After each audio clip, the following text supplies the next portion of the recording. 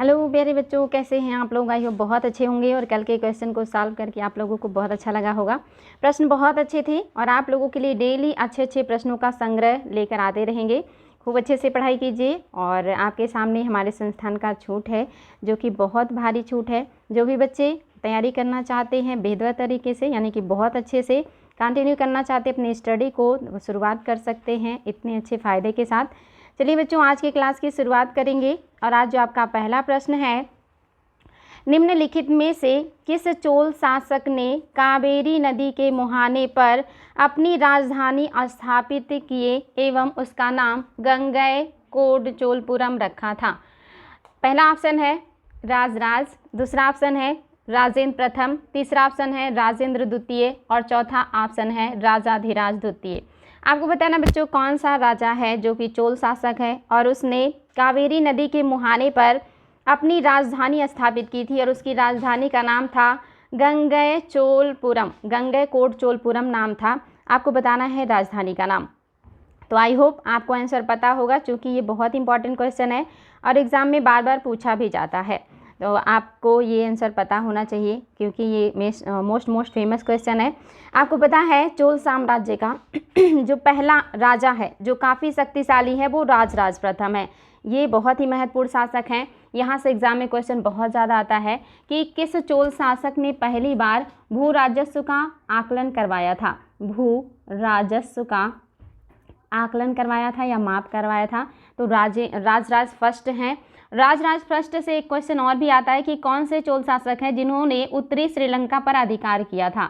उत्तरी श्रीलंका पर अधिकार किया था, ये क्वेश्चन बच्चों कई बार आया है और ये भी आपके राजराज प्रथम है। Very very important question. आपके चोल साम्राज्य के राजा सबसे पहले शक्तिशाली राजा हैं जिन्होंने भू राजस्व का आकलन करवाया, साथ ही उत्तरी श्रीलंका पर अधिकार भी किया था।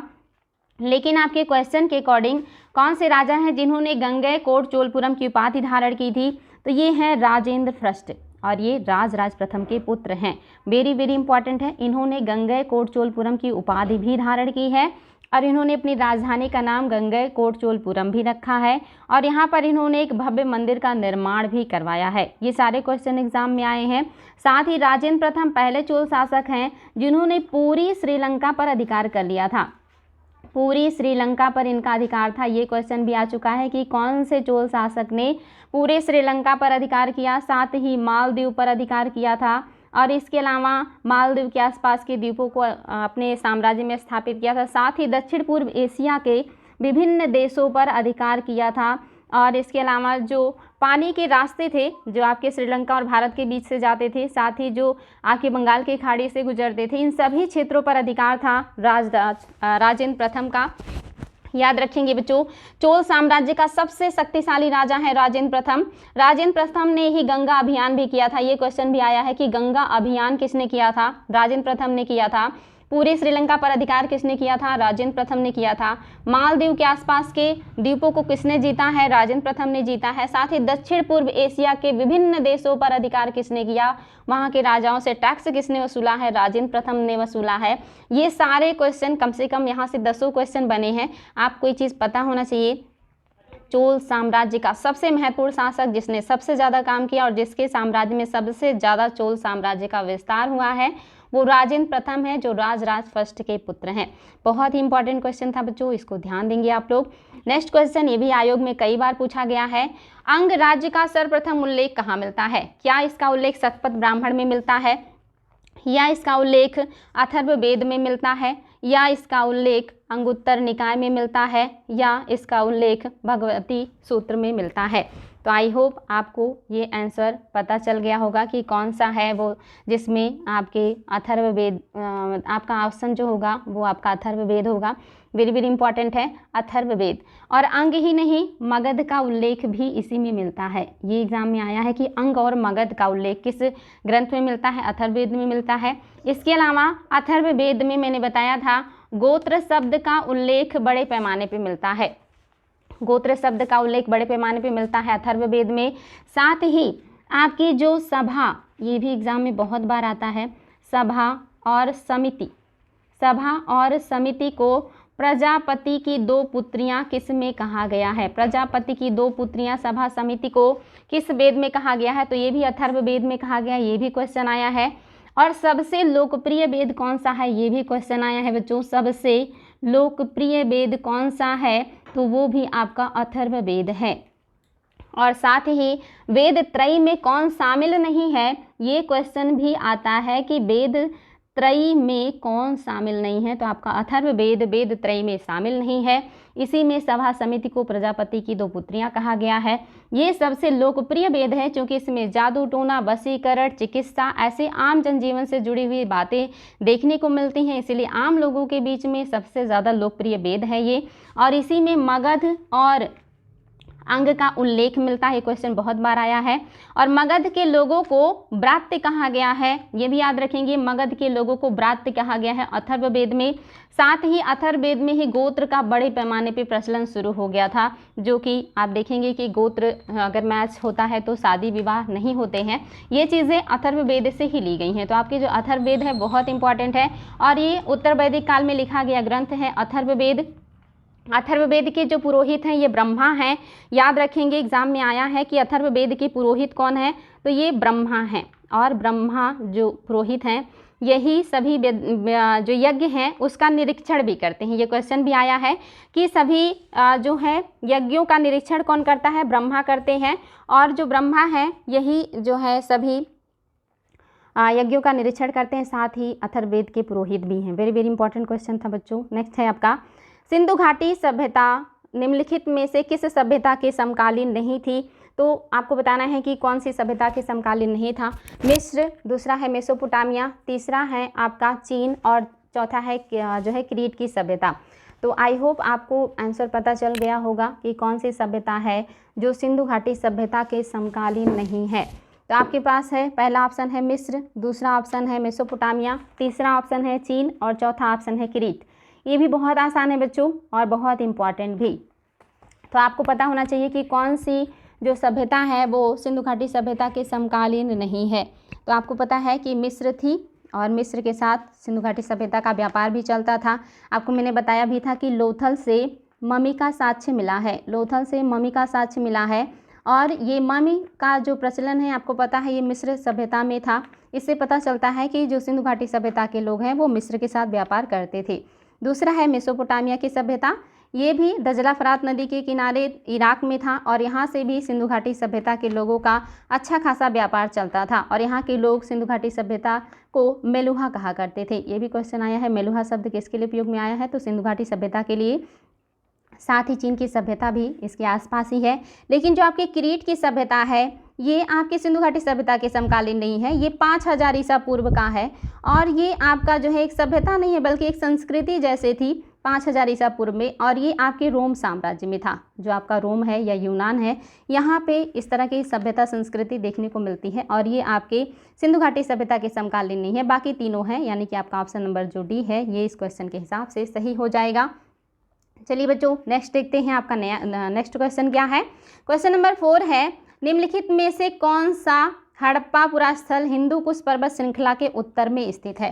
वेरी वेरी इंपॉर्टेंट है बच्चों। पहला ऑप्शन है चिन्होद्रो, दूसरा ऑप्शन है मकरान, तीसरा ऑप्शन है मांडा और चौथा ऑप्शन है सोरतुघई। तो आपके लिए आसान होना चाहिए। आपको मैंने बताया था कि सिंधु घाटी सभ्यता का जो विस्तार है वो त्रिकोणीय आकार में है, इस तरह से है और ये काफ़ी इंपॉर्टेंट है।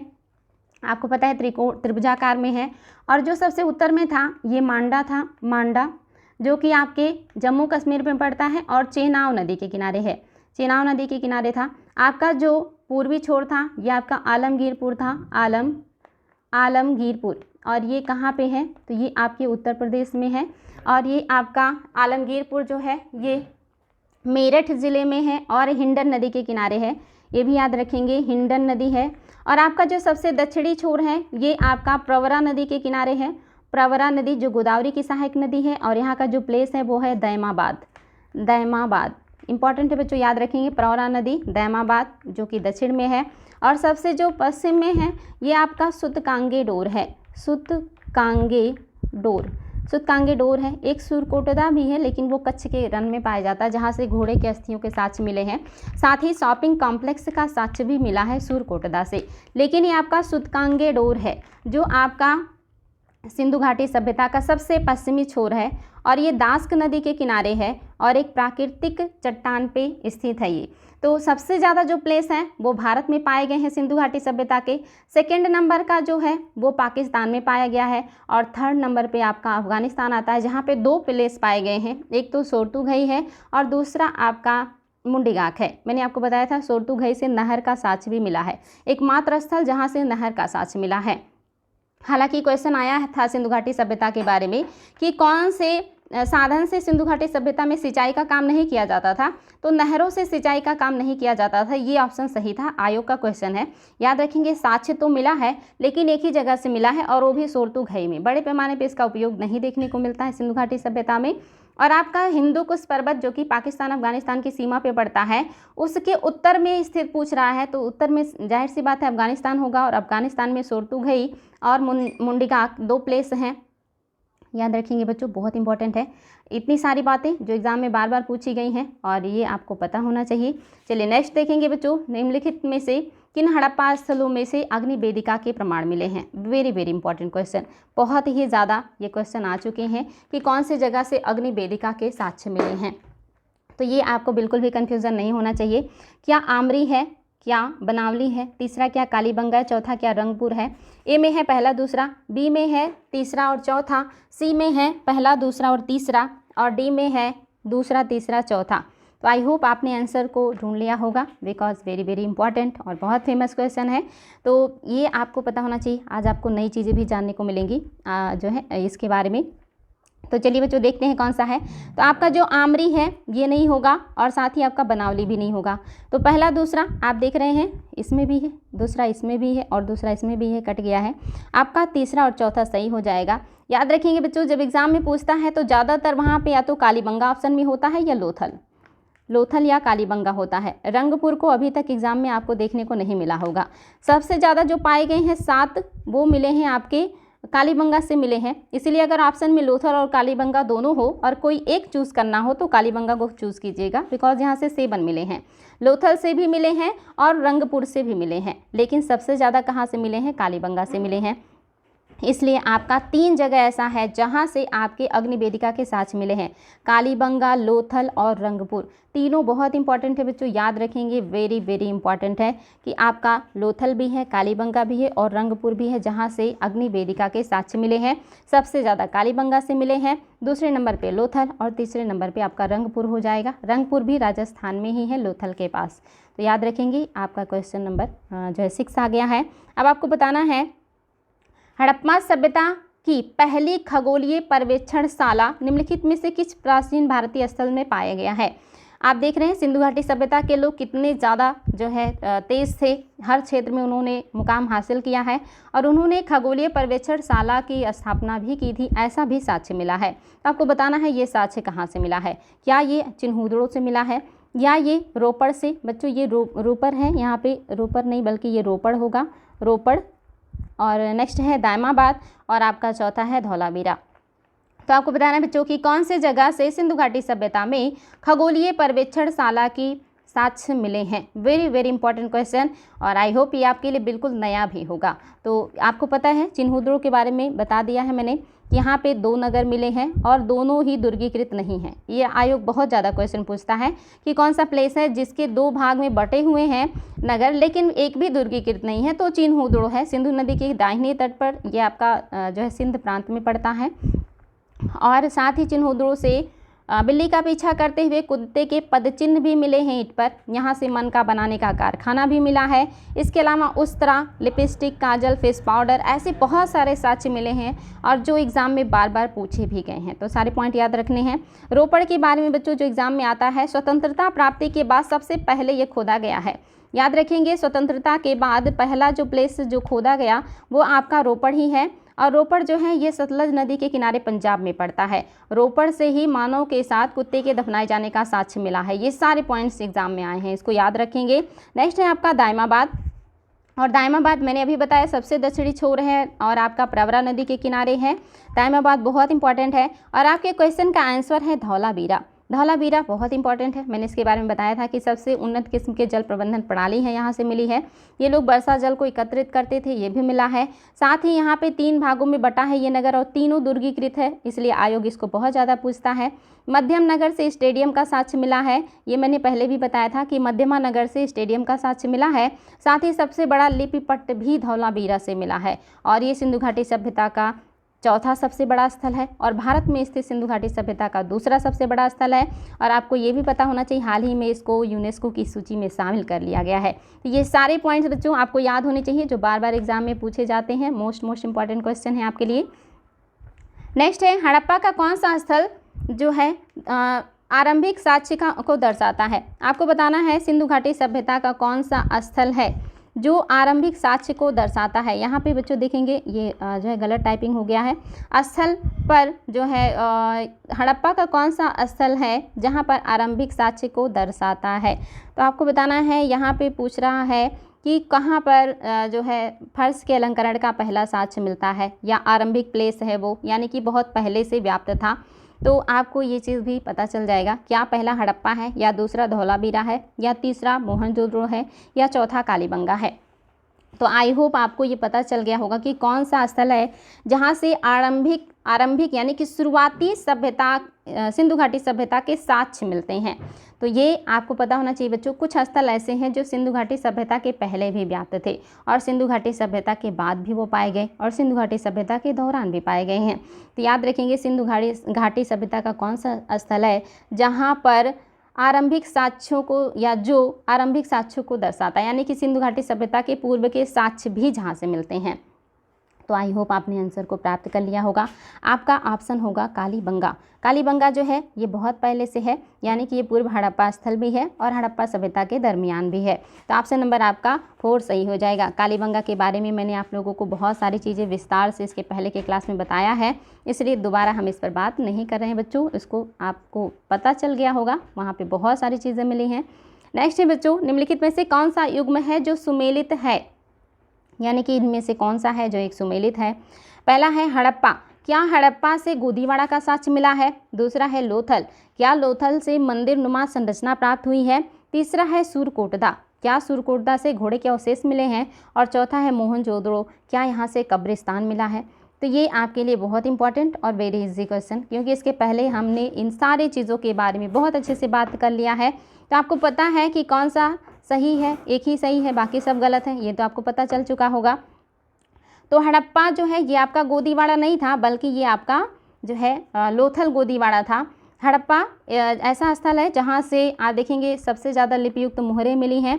साथ ही यहाँ से अन्नागार और जो मिला है स्नानागार, ये किले के बाहर मिला है, दुर्ग से बाहर मिला है। मंदिर नुमा संरचना सिंधु घाटी सभ्यता में पाया ही नहीं गया है। यहाँ पे पुरोहित के आवास तो मिले हैं मोहनजोदड़ो से, लेकिन मंदिर की संरचना सिंधु घाटी सभ्यता में नहीं पाया गया। सूरकोटदा से घोड़े का साक्ष्य मिला है, बिल्कुल सही है, लेकिन मोहनजोदड़ो से कब्रिस्तान का साक्ष्य नहीं मिला। कब्रिस्तान R37 ये कहाँ से मिला है, हड़प्पा से मिला है कब्रिस्तान R37 का साक्ष्य। इसका मतलब आपका ये भी नहीं होगा, आपका ये भी नहीं होगा। आपका सूरकोटदा से घोड़े के साक्ष्य मिले हैं। ऑप्शन नंबर 3 बिल्कुल सही है। बाकी ऑप्शन आपके मिसमैच हैं, ये चीज़ याद रखेंगे बच्चों। आपका ऑप्शन नंबर 3 बिल्कुल सही है। Very very important question. चलिए आगे बढ़ेंगे। मोहनजोदड़ो से प्राप्त पशुपति की मुहर पर निम्न में से कौन सा पशु चित्रित नहीं है। मोस्ट इंपॉर्टेंट क्वेश्चन बच्चों, एग्जाम में बहुत ज़्यादा ये पूछा जाता है।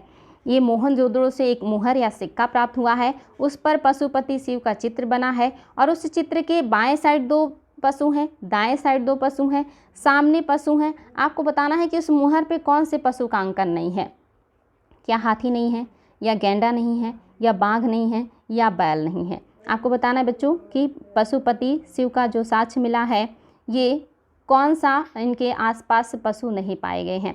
तो आई होप आपने आंसर को ढूंढ लिया होगा, और अगर आपने पहले पढ़ा है तो बहुत आसानी से बता सकते हैं, और अगर नहीं पढ़ा है तो भी आज के बाद आप लोगों को नहीं भूलेगा।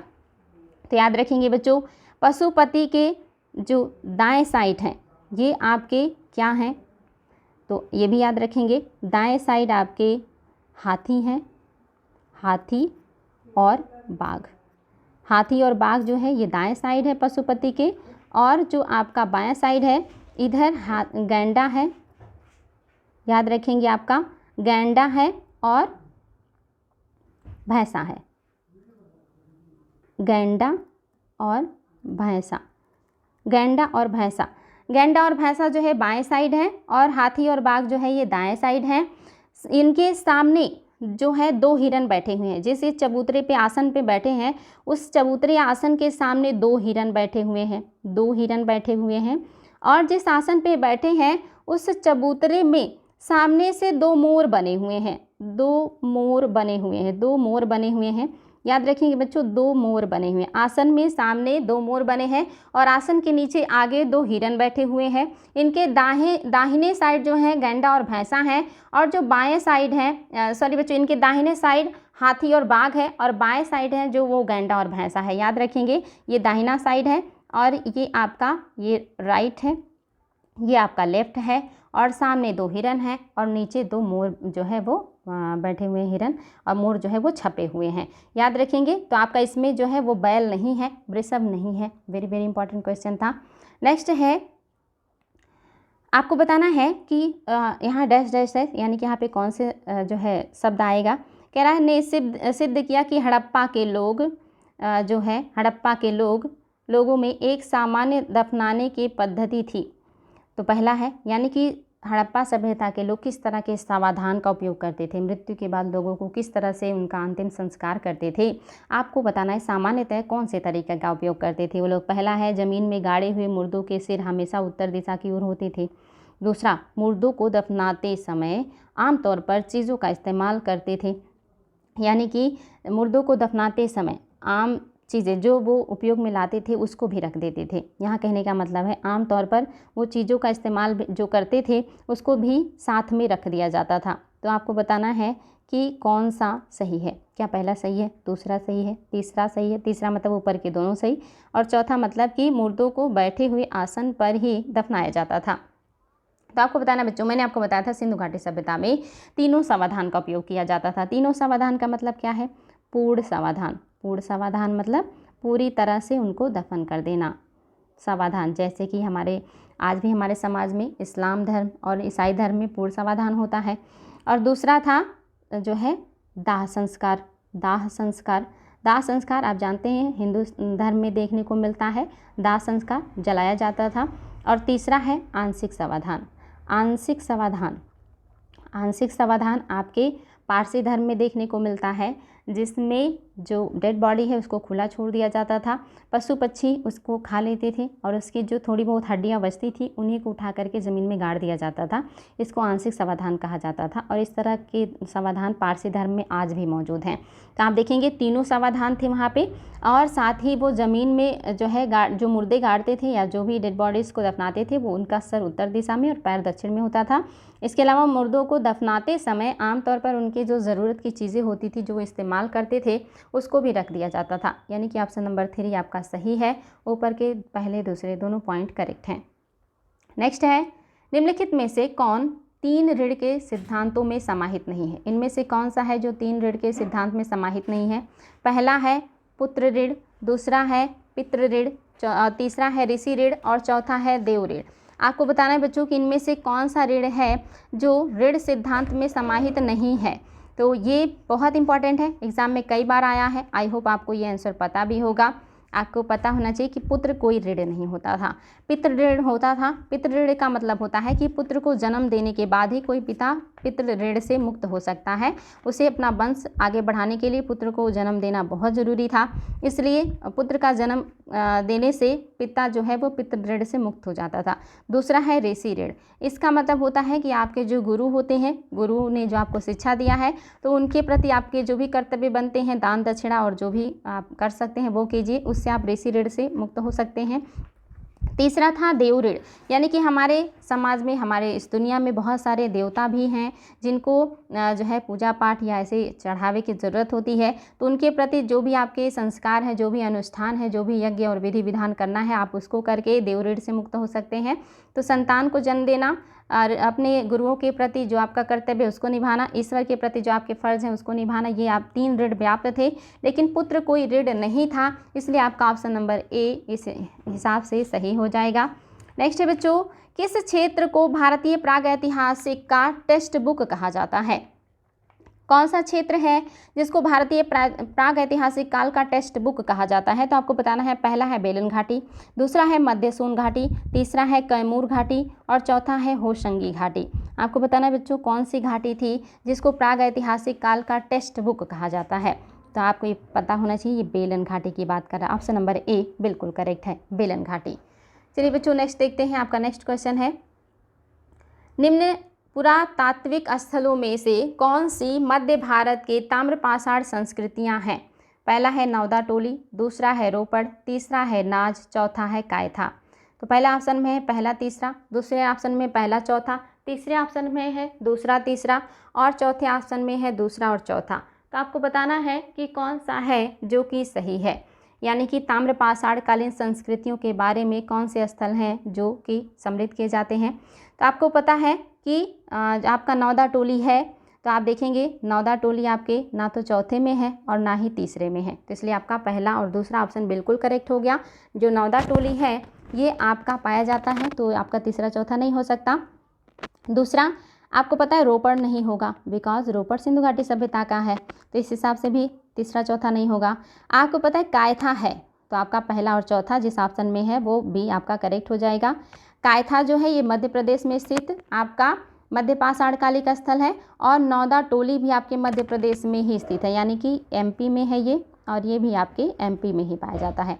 दोनों जो स्थल हैं ये आपके मध्य प्रदेश में है और दोनों ही ताम्रपाषाण कालिक संस्कृतियां हैं। वेरी वेरी इंपॉर्टेंट है, इसको याद रखेंगे।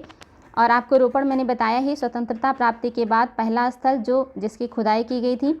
यहाँ से आप देखेंगे मानव के साथ कुत्ते के दफनाए जाने का साक्ष्य मिला है। साथ ही ये सतलज नदी के किनारे पंजाब राज्य में पाया जाता है। वेरी वेरी इंपॉर्टेंट क्वेश्चन था बच्चों। नेक्स्ट आपका क्वेश्चन है, ब्लेड और ब्यूरिन चारित्रिक उपकरण हैं, यानी कि ये किस काल से संबंधित है? आपको बताना है। पहला है निम्न पुरापाषाण काल, दूसरा है उच्च पुरापाषाण काल, तीसरा है मध्य पुरापाषाण काल और चौथा है नवपाषाण काल। तो आपको बताना है बच्चों कौन से काल से ब्लेड और ब्यूरिन जैसे आपके हथियार पाए जाते थे। तो आपको पता है निम्न पुरापाषाण काल नहीं होगा, पहला ऑप्शन कट हो गया। दूसरा है उच्च पुरापाषाण काल, तीसरा है मध्य पाषाण काल और चौथा है नवपाषाण काल। तो आई थिंक आपको आंसर मिल गया होगा, उच्च पुरापाषाण काल आपका सही हो जाएगा। लेकिन सबसे सटीक जो आंसर होता है ये होता है मध्य पाषाण काल। मध्य पाषाण काल आपका सबसे सही आंसर हो जाता है बच्चों। अगर आए कौन सा काल है और ऑप्शन में अगर मध्य पाषाण काल हो तो ये सही हो जाएगा। यहाँ पे चूंकि मध्य पुरापाषाण काल है इसलिए ये सही नहीं है। अगर ये मध्य पाषाण काल होता तो ये आपका बिल्कुल सही था। ब्लेड और ब्यूरिन संस्कृतियों को फलक संस्कृति कहा जाता है। फलक संस्कृति कहा जाता है, यानी कि फलकों की अधिकता। फलकों की अधिकता मतलब होता है बड़े बड़े पत्थरों से जो है छोटे छोटे या चपटे आकार के जो हथियार बनाए जाते हैं उसे ब्लेड, यानी कि जैसे आज भी है ब्लेड जो है काफ़ी नुकीला होता है, वैसे ही ब्लेड और ब्यूरिन जो हथियार हैं ये मध्य पाषाण काल में बनाए जाते थे जो छोटे आकार के थे। लेकिन ऑप्शन में चूंकि मध्य पाषाण काल नहीं है तो मध्य पाषाण काल से पहले उच्च पुरापाषाण काल आता है और इस काल में सबसे परिष्कृत औजारों का उपयोग किया गया, इसलिए हम आपको बता रहे हैं, इसको ध्यान दीजिएगा। अगर ऑप्शन में मध्य पाषाण काल नहीं है तो उच्च पुरापाषाण काल आपका बिल्कुल करेक्ट आंसर हो जाएगा। चलिए बच्चों आगे बढ़ेंगे और देखते हैं आपका नेक्स्ट क्वेश्चन क्या है। क्वेश्चन है, हड्डियों की मात्र देवी मूर्ति कहाँ से प्राप्त हुई है? मोस्ट इंपॉर्टेंट क्वेश्चन, कई बार आया है ये।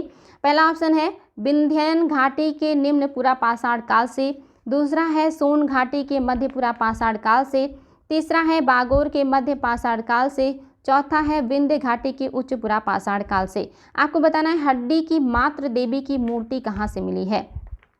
तो आप आई होप आपके लिए क्वेश्चन अगर नया है तो आज आपको पता चल जाएगा, और अगर नया नहीं है तो बहुत अच्छी बात है, बिकॉज ये क्वेश्चन कई बार आया है। अगर आपने आयोग के क्वेश्चन देखे होंगे तो आपको ये ज़रूर मिला होगा। तो ये आपको पता होना चाहिए, इसका विंध्य यानी कि विंध्य घाटी का उच्च पुरा पाषाण काल है, और ये आपका हड्डी की मातृ देवी की मूर्ति मिली है। ये चीज़ हमेशा याद रखेंगे, बहुत ही इंपॉर्टेंट है। और इस आधार पर माना जाता है कि जो शाक्त धर्म है ये सबसे प्राचीन हो जाएगा। हालांकि जो है शैव धर्म को सबसे प्राचीन माना जाता है, बिकॉज उसका जो साक्ष्य है वो सिंधु घाटी सभ्यता से मिला, लेकिन उसके पहले ही मातृ देवी की अस्थि निर्मित मूर्तियाँ मिली हुई हैं। और ये भी याद रखेंगे बच्चों, कहाँ से मिला है, तो ये मिला है लोहदा नाला से। ये क्वेश्चन भी आ चुका है, मातृ देवी की अस्थि निर्मित मूर्ति कहाँ से मिली है, तो ये लोहदा नाला से मिली है। किस काल का है ये, तो ये आपके उच्च पुरा पाषाण काल का है। किस घाटी से मिला है, विंध्यन घाटी से मिला है। साथ ही आप देख रहे हैं बागोर, ये भी क्वेश्चन बहुत बार आता है। बागोर और आपका एक और भी प्लेस है जो कि आपका पड़ता है मध्य प्रदेश में। ये दोनों प्लेस आपके मध्य पाषाण काल से है। और यहीं से सबसे पहले आदमगढ़ बच्चों याद रखेंगे, आदमगढ़ जो है ये एमपी में है, और जो आपका बागोर है ये राजस्थान में है। और यहाँ से सबसे पहले आपका मिला है पशुपालन के साक्ष्य। एग्जाम में आ चुका है कि पशुपालन का साक्ष्य किस काल में शुरू हुआ है या किस काल से मिलता है, मध्य पाषाण काल से मिलता है। इसी काल से शुरू हुआ। सबसे पहला प्लेस जहां आपके पशुपालन के साक्ष्य मिले हैं आदमगढ़ और बागोर है। आदमगढ़ कहाँ पे है, ये भी क्वेश्चन आया है एमपी में, और आपका बागोर कहाँ है, ये क्वेश्चन भी आ चुका है, राजस्थान में है। तो ये सारी बातें याद रखेंगे बच्चों। और मानव ने जो पहला पशु जिसको अपना पालतू बनाया था वो डॉगीज थे, ये भी याद रखेंगे। ये सारे क्वेश्चन आपके लिए बहुत इंपॉर्टेंट है, और सारे पॉइंट्स आप लोगों के नोट्स में होने चाहिए, और इसको बार बार रिविज़न भी कीजिएगा, बिकॉज ये बहुत इंपॉर्टेंट है और आगे आपको हेल्प करेंगे। नेक्स्ट क्वेश्चन है, तिथि क्रम के अनुसार निम्न को व्यवस्थित करना है, यानी कि कौन सा प्लेस या कौन सा काल पहले आया और उसके बाद कौन सा काल आया, और उसके बाद यानी कि सबसे पहले कौन सा काल है और उसके बाद आपको क्रम बताना है। तो ये तो बहुत इजी होना चाहिए बच्चों, क्योंकि ये कॉमन सेंस का क्वेश्चन भी है, और अगर आपने थोड़ा भी पढ़ा है तो आसान है। पहला है पुरा पाषाण युग, दूसरा है ताम्र युग, तीसरा है मध्य पाषाण युग, और चौथा है नव पाषाण युग। तो ये आपको क्रम बनाना है, और आप इसको बहुत आसानी से बता सकते हैं। आपको सिंधु घाटी सभ्यता से पहले का जो काल है पाषाण युग, यानी कि मानो जब पाषाणों से या पत्थरों से घिरा था उसे हम पाषाण युग कहते हैं। और इस पाषाण युग को 3 भागों में बांटा गया, पुरा पाषाण काल, मध्य पाषाण काल और नव पाषाण काल। तो आपको पता चल गया होगा, पहला जो है ये पुरा पाषाण काल है, पुरा, और दूसरा है मध्य, और तीसरा है आपका नव। और नव के बाद जब मानव सबसे पहले जिस धातु से परिचित हुआ उसे कहा गया तांबा, जिसको इंग्लिश में कहते हैं चाल्कोलिथिक। तो ये भी एग्जाम में क्वेश्चन आ चुका है, तो याद रखेंगे पुरा पाषाण काल, मध्य पाषाण काल, नव पाषाण काल। उसके बाद आपका आता है ताम्र काल, इसके बाद आपका आता है कांस्य काल, और फिर आता है लौह काल। अगर आपका ऑप्शन इस तरह से मिल जाए तो आप देखिए ये आपका जो है क्रम हो जाएगा, पुरा पाषाण काल, मध्य पाषाण काल, नव पाषाण काल, ताम्र पाषाण काल, कांस्य काल और लौह काल। याद रखेंगे, बहुत इंपॉर्टेंट है। मानव सबसे पहले जिस धातु से परिचित हुआ वो तांबा था, और ये भारत ही नहीं पूरे विश्व के मानव के लिए है, यानी कि मानव ने जहाँ भी पहले जिस भी धातु का उपयोग किया वो आपका तांबा था। सेकेंड नंबर पे मानव ने आप देखेंगे तांबा और टीन को मिला करके कांसे का उपयोग करना सीखा था सिंधु घाटी सभ्यता में, और लौह का उपयोग इन्होंने वैदिक काल में सीखा है। इसलिए ये क्रम है बच्चों, इसको याद रखिएगा, यहाँ से एग्जाम में क्वेश्चन बहुत ज़्यादा आते हैं। आपका नेक्स्ट क्वेश्चन है लंबवत, जिसको हम कहते हैं ऊर्ध्वाधर। आपको बताना है लंबवत या ऊर्ध्वाधर पुरातात्विक उत्खनन के द्वारा किसी संस्कृति के निम्न में से किस पक्ष का विशेष ज्ञान होता है। यानी कि अगर कहीं पे आप खुदाई कर रहे हैं, उत्खनन कर रहे हैं, और वहाँ पे लंबवत उत्खनन हो रहा है, तो आपको वहाँ से कौन से साक्ष्य मिल सकते हैं। संस्कृति के क्षेत्र का विस्तार मिलेगा आपको, पहला ऑप्शन है। दूसरा है संस्कृति के आकार का पता चलेगा। तीसरा ऑप्शन है संस्कृति का स्वरूप कैसा है ये पता चलेगा। और चौथा संस्कृति का कालक्रम क्या है। तो ये भी मैंने हिस्ट्री के डिटेल क्लास में बहुत अच्छे से बताया बच्चों। अगर आपने क्लास अटेंड किया होगा तो आपके लिए 1 मिनट का भी क्वेश्चन नहीं है। आपको मैंने बताया था कि जब हम इसको ऊर्ध्वाधर यानी कि लंबवत खुदाई करते हैं तो यहाँ पे परत दर परत पता चलता है कि ये संस्कृति कितने का साल पुरानी है, और कितनी बार ये बसी और कितनी बार उजड़ी, फिर कितनी बार बसी और फिर कितनी बार उजड़ी। तो इस तरह से आप लेयर्स में देख सकते हैं कि संस्कृति कितनी प्राचीन टाइम से यहाँ पे बसी हुई है। तो ये क्या बताएगा, कालानुक्रम बताएगा। जब हम क्षैतिज यानी कि जो है पैरेलल समानांतर खुदाई करते हैं तो हमें पता चलता है कि उस संस्कृति का आकार कितना बड़ा है, साथ ही उसका विस्तार कहाँ तक है, इसके अलावा उसका स्वरूप कैसा है, क्या वो ग्रामीण संस्कृति है, शहरी संस्कृति है, किस तरह की चीज़ें प्रचलित थी, ये सारी चीज़ें पता चलती हैं। लेकिन अगर आपको उसका कालक्रम देखना है तो हम इसकी खुदाई ऊर्ध्वाधर करते हैं और इससे पता चल जाता है कि कितने साल पुराना है और कितनी बार ये बसा और उजड़ा है। तो इस हिसाब से जो आपका मोहनजोदड़ो है वहाँ से पता चलता है कि मोहनजोदड़ो में नगर 7 बार उजड़े थे और 7 बार बसे थे। तो ये सारे पॉइंट इंपॉर्टेंट है बच्चों, याद रखेंगे। ऊर्ध्वाधर खुदाई से कालक्रम का पता चलता है, टाइम पीरियड का पता चलता है। नेक्स्ट क्वेश्चन है, निम्न में से कौन सा युग्म सही सुमेलित नहीं है। पहला ऑप्शन है, क्या बारबोसा पुर्तगाली थे। दूसरा है, क्या निकोलो कोंटी इटालियन थे। तीसरा है, क्या अब्दुल रज़ाक ईरान के थे। और चौथा है, क्या निकितिन फ्रांस के थे। ये क्वेश्चन भी बहुत ज़्यादा आता है और ये क्वेश्चन आपके जो है मध्यकालीन भारत के इतिहास से है और ख़ास करके दक्षिण के भारत के इतिहास से है। विजयनगर साम्राज्य से क्वेश्चन लिया गया है। ये सारे जो यात्री हैं विजयनगर साम्राज्य में अलग अलग राजाओं के शासनकाल में आए हैं और अलग अलग देश से आए हैं और ये क्वेश्चन बहुत ज़्यादा पूछा जाता है, हर तरह के एग्जाम में पूछा जाता है। इसलिए आपको ये चीज़ पता होना चाहिए कि कौन सा सही सुमेलित नहीं है। चलिए बच्चों देखते हैं कौन सा सही सुमेलित नहीं है।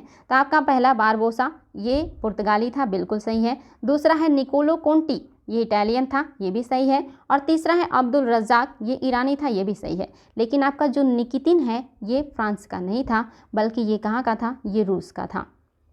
याद रखेंगे बच्चों, ये रूसी यात्री है।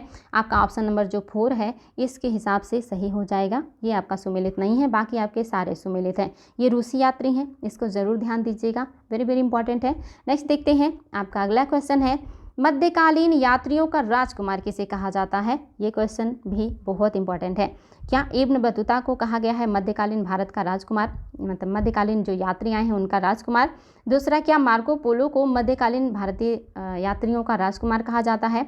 तीसरा है अल बरूनी और चौथा है अब्दुल रज़ाक। यहाँ पे जितने यात्रियों का उल्लेख मिला है बच्चों बहुत इंपॉर्टेंट है, इनसे इंडिविजुअल बहुत ज़्यादा क्वेश्चन आते हैं कि कौन सा यात्री किस काल में आया है, कौन सा यात्री कहाँ से आया है और कौन सा यात्री किस राजा के दरबार में आया है और उन्होंने किस चीज़ का वर्णन किया है। हर तरह के क्वेश्चन आपके आयोग के द्वारा पूछे गए हैं, इसलिए इनके बारे में आपको अच्छी खासी नॉलेज होनी चाहिए।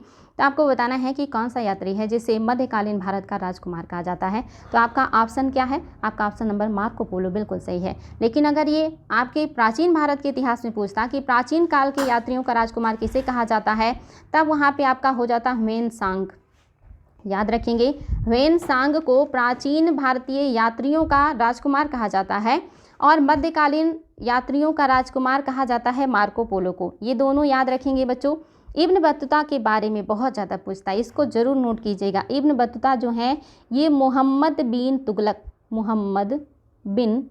तुगलक के शासनकाल में आए हैं, वेरी वेरी इंपॉर्टेंट है। इसके अलावा पूछा है कि ये कहाँ से आए हैं, ये मोरक्को के यात्री हैं। मोरक्को आपकी उत्तरी अफ्रीका का देश है, याद रखेंगे मोरक्को उत्तरी अफ्रीका का देश है, भूमध्य सागर के साइड में पड़ता है। ये मोरक्को के यात्री हैं। साथ ही इन्होंने कौन सी पुस्तक लिखी है, रेहला। ये क्वेश्चन भी आया है कि कौन सी पुस्तक इन्होंने लिखा है, तो इन्होंने रेहला पुस्तक लिखा है। ये मोरक्को के हैं और ये मोहम्मद बिन तुगलक के शासनकाल में आए हैं।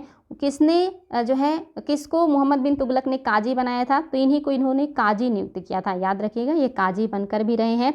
साथ ये भी क्वेश्चन आया है कि तुगलक काल के डाक व्यवस्था का सबसे ज़्यादा विवरण किसने दिया है, तो इब्न बतूता ने ही डाक व्यवस्था का विवरण दिया है। इसके अलावा ये भी क्वेश्चन आया है कि मोहम्मद बिन तुगलक ने किसको चीन दूत बनाकर भेजा था। याद रखेंगे बच्चों, चीन दूत बनाकर भेजा था मोहम्मद बिन तुगलक ने, ये भी इब्न बतूता को ही भेजा था। इतनी सारी बातें आपको याद होनी चाहिए कि किसके काल में आया, मोहम्मद बिन तुगलक के काल में।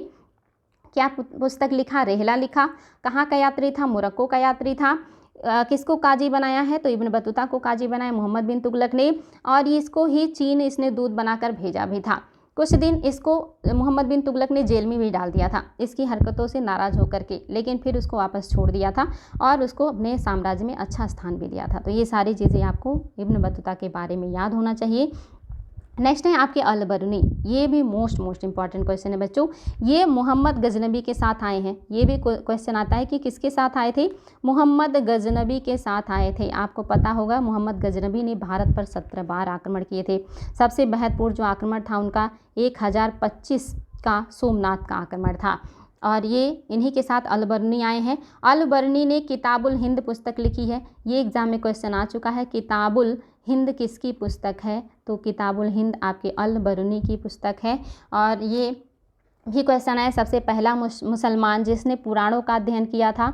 तो सबसे पहला मुसलमान जिसने पुराणों का अध्ययन किया था अल-बरूनी ही था।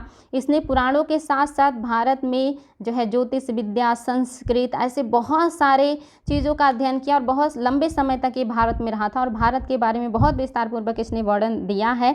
याद रखेंगे बच्चों, ये भी इंपॉर्टेंट है। और अब्दुल रज्जाक, ये आपको मैंने बता ही दिया है, ये भी आपके बहुत पहले ही आ चुके हैं और ये विजयनगर साम्राज्य में आए हुए थे। तो ये सारी चीज़ें बच्चों आपको याद होनी चाहिए। सारे पॉइंट्स आपके लिए इतने इंपॉर्टेंट हैं कि जब आप एग्ज़ाम में बैठेंगे तो आपको पता चलेगा कि आपके नोट्स में कितनी महत्वपूर्ण चीज़ें हैं। चलिए बच्चों देखते हैं नेक्स्ट क्वेश्चन।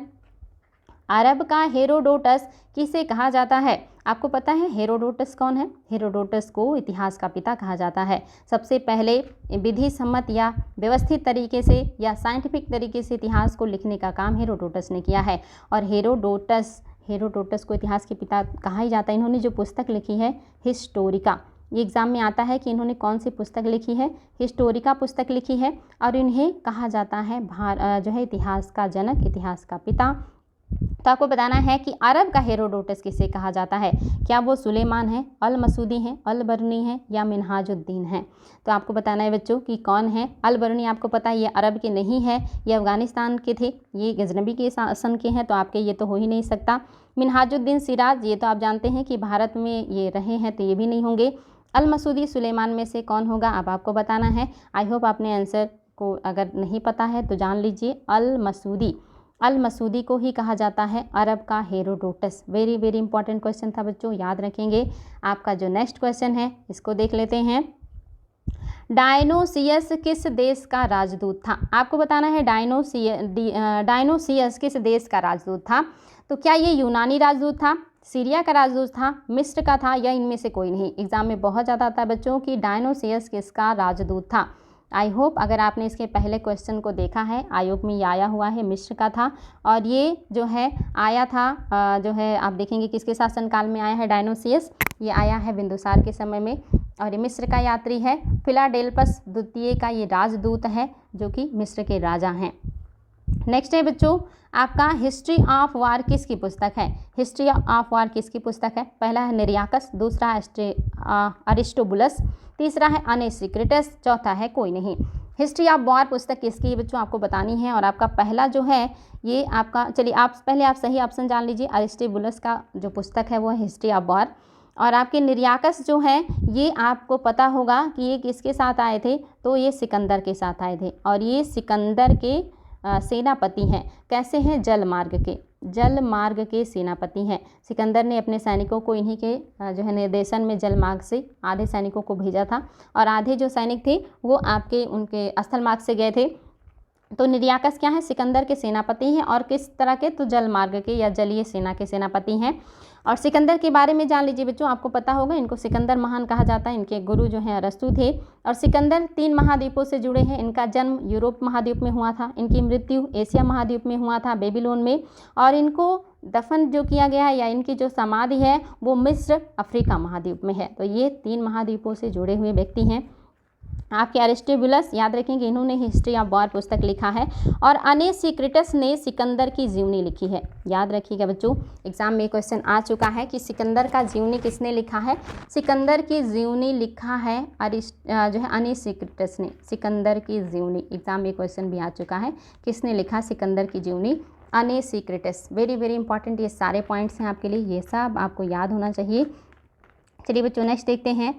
आपका क्वेश्चन है निम्नलिखित में से कौन सा पहला यूनानी है जो भारतीय भूमि पर कदम रखा था। आपको बताना है कि कौन था कि जो पहली बार भारत भूमि पर आया था। क्या स्काइलैक्स था, हिकैटियस था, टेसियस था या हेरोडोटस था? आपको बताना बच्चों कौन सा यूनानी यात्री है जिसने सबसे पहले भारत की भूमि पर कदम रखे थे। तो हेरोडोटस कभी भारत आए ही नहीं थे। इन्होंने हिस्टोरिका लिखी है और ये यूनानी है, लेकिन ये भारत कभी नहीं आए। टेसियस भी भारत कभी नहीं आए हैं। अब स्काइलैक्स और हिकैटियस में से कन्फ्यूज़न हो सकता है, तो आपका जो हिकैटियस है यही आपका सही ऑप्शन हो जाएगा। ये पहला यूनानी है जिसने भारत की भूमि पर कदम रखा था और भारत की राजनीतिक, आर्थिक, सामाजिक व्यवस्था का वर्णन किया था। नेक्स्ट है बच्चों, बहुत ही बढ़िया क्वेश्चन है। निम्नलिखित में से कौन सा कथन पुरातात्विक स्रोत के बारे में सत्य नहीं है। आपको पता होना चाहिए कि पुरातात्विक स्रोत किसे कहते हैं। एक तो होता है आपका पुरातात्विक स्रोत और दूसरा होता है साहित्यिक। पुरातात्विक स्रोत वो हैं जो खुदाई के दरमियान प्राप्त होते हैं, जो भी इंसान के द्वारा उपयोग में लाई गई वस्तुएं हैं जो खुदाई से हमें मिलती हैं, उसका अध्ययन करके जब हम इतिहास का पता लगाते हैं तो वो स्रोत पुरातात्विक स्रोत कहलाते हैं। और जो हमें लिखित रूप में मिलते हैं वो साहित्यिक स्रोत कहलाते हैं। तो आपको पता चल चुका होगा पुरातात्विक स्रोत यानी कि खुदाई से मिली हुई वस्तुओं का अध्ययन। और इसके बारे में कौन सा सही नहीं है। पहला है पांडुलिपि या ताम्रपत्र, भोजपत्र, कपड़ा, चमड़ा। आपको बताना है पांडुलिपियाँ। पांडुलिपि मतलब होता है बच्चों जो हाथ से लिखा जाए उसे हम पांडुलिपि कहते हैं। तो कह रहा है कि पांडुलिपियाँ ताम्रपत्र, भोजपत्र, कपड़ा, चमड़ा, काष्ठ पर लिखी जाती थी। क्या जो पांडुलिपियाँ हैं यानी कि जो हाथ से लिखा जाता था वो ताम्रपत्र पे लिखा जाता था। और यहाँ पे बच्चों ताड़पत्र होगा, ताम्र नहीं होगा, ताड़ होगा, याद रखिएगा, ताड़पत्र यानी कि ताड़ के पत्तों पर। दूसरा है भोजपत्र। भोजपत्र जो है ये भुर्ज वृक्ष के छाल से बनता था जो कि कश्मीर के क्षेत्र में मिलता था। ये क्वेश्चन आया है कि भोजपत्र किस वृक्ष के छाल से बनता है, तो ये भुर्ज वृक्ष के छाल से बनता था। और ये जो भुर्ज वृक्ष है ये जो है मिलता था कश्मीर क्षेत्र में। भुर्ज वृक्ष के छाल से भोजपत्र बनता था। ताड़ पत्रों पर भी लिखे जाते थे पांडुलिपियाँ, कपड़ों पर, चमड़े पर, काष्ठ पर लिखी जाती थी। याद रखेंगे बच्चों पांडुलिपियाँ सॉफ्ट चीज़ों पे लिखी जाती थी, मुलायम चीज़ों पे लिखी जाती थी और हाथ से लिखी जाती थी, क्योंकि कठोर सतह पे हाथ से लिखाएगा नहीं, ये मुलायम चीज़ों पर ही लिखी जाती थी। तो आपका ये पहला ऑप्शन बताना है कि सही है या गलत। दूसरा है पांडुलिपियों को मातृका ग्रंथ, यानी कि ये मातृका नहीं बच्चों, ये मातृका होगा। मातृका ग्रंथ, लिपि ग्रंथ, हस्त लिपि ग्रंथ कहा जाता था। क्या ये सही है। तीसरा अभिलेख, प्रस्तर, सिक्के, मूर्ति दीवार पर लिखे जाते थे।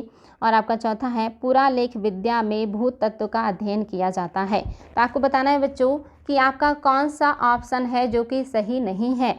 बहुत ही इंपॉर्टेंट क्वेश्चन है बच्चों, इस एक क्वेश्चन में बहुत सारे आंसर छिपे हैं आपके। तो पांडुलिपियाँ हाथ से लिखी जाती थी, मुलायम सतह पे लिखी जाती थी, तो बिल्कुल ताड़पत्र, भोजपत्र, कपड़ा, चमड़ा, काष्ठ यानी कि लकड़ी, इन सब पे लिखी जाती थी। तो पहला बिल्कुल सही है। दूसरा भी सही है, पांडुलिपियों को मातृका ग्रंथ भी कहा जाता है, यानी कि ये जननी है, और इनको लिपि ग्रंथ भी कहा जाता है, पहले यहीं से लिपियों का विकास हुआ। और तीसरा हस्तलिपि कहा जाता है, यानी कि हाथ से लिखे गए हैं, तो बिल्कुल सही है, दूसरा भी सही है। तीसरा है अभिलेख, प्रस्तर, सिक्के, मूर्ति दीवार पर लिखे जाते थे। याद रखेंगे बच्चों अभिलेख ठोस सतह पर लिखे जाते थे। ठोस सतह पर जो लिखा जाता था उसे हम अभिलेख कहते हैं। अब आप देख रहे हैं ठोस सतह पर पत्थर भी ठोस सतह है, सिक्का भी ठोस सतह है, मूर्ति भी ठोस है, दीवार भी ठोस है, यानी कि ये तीनों आपके सही हो जाएंगे। नेक्स्ट है आपका पुरालेख विद्या में भूत तत्व का अध्ययन किया जाता है। नहीं बच्चों, जो आपका पुरालेख विद्या है इसमें भूत तत्व का अध्ययन नहीं किया जाता है, ये चीज़ ध्यान देंगे।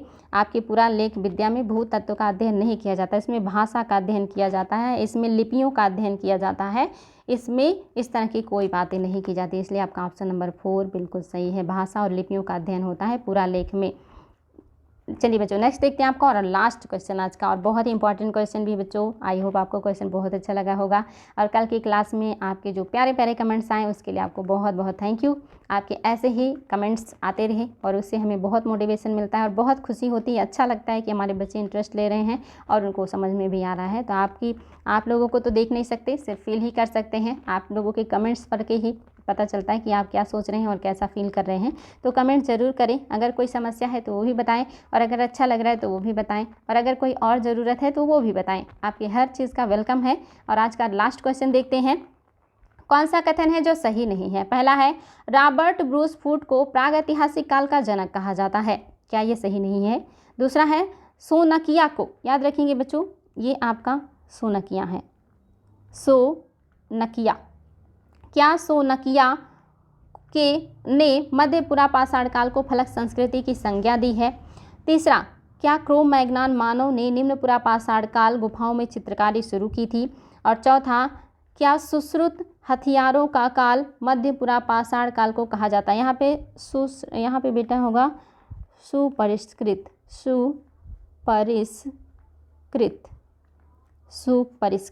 सुपरिष्कृत।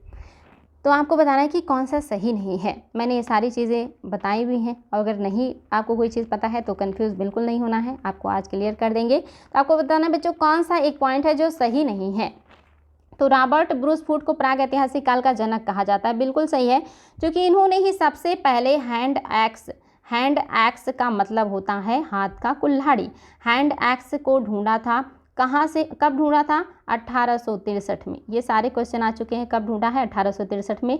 कहाँ से ढूंढा था? पल्लवरम से। पल्लवरम, पल्लवरम कहाँ है? तो ये आपका है तमिलनाडु में। पल्लवरम नामक स्थान से हैंड एक्स ढूंढा था 1863 में रॉबर्ट ब्रूसफुट ने, इसीलिए इन्हें प्रागैतिहासिक काल का जनक कहा जाता है।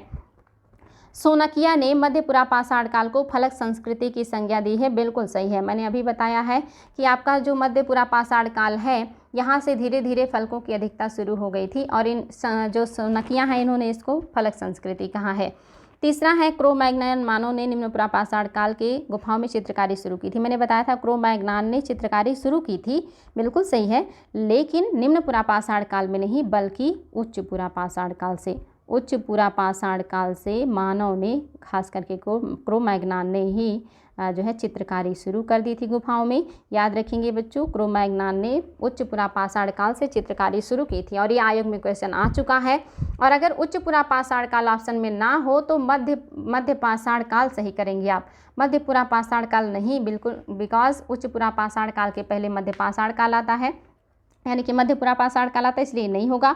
उच्चपुरा पाषाण काल के बाद मध्य पाषाण काल आता है। मध्य पाषाण काल आता है, इसलिए अगर आपका ऑप्शन में उच्चपुरा पाषाण काल नहीं है तो मध्य पाषाण काल सही करेंगे, मध्यपुरा पाषाण काल सही नहीं करेंगे। यानी कि क्रो-मैग्नन मानव ने उच्चपुरा पाषाण काल से गुफाओं में चित्रकारी शुरू कर दी थी, ये बिल्कुल सही है।